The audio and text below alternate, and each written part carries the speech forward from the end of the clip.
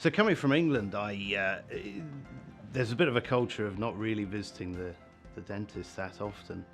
And I used to find when I went to different dentists, it was always a case of they'd poke around in your mouth, and you weren't really quite sure what they were telling you. Is it genuine?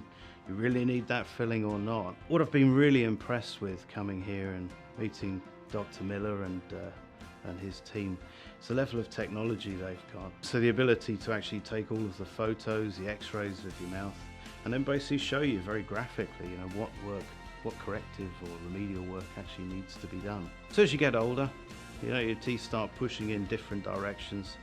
I've always had a problem with the lower set of teeth. Essentially, there's a bit of crossover, overlap on the teeth there.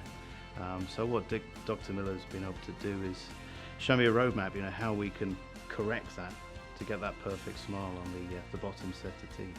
So if I was to sum the whole practice up in one word, it would be professionalism. From the moment you pick up the phone and actually want to request a visit with these guys, through to coming in, signing in, and actually getting your dental work, it's all conducted with a high level of professionalism.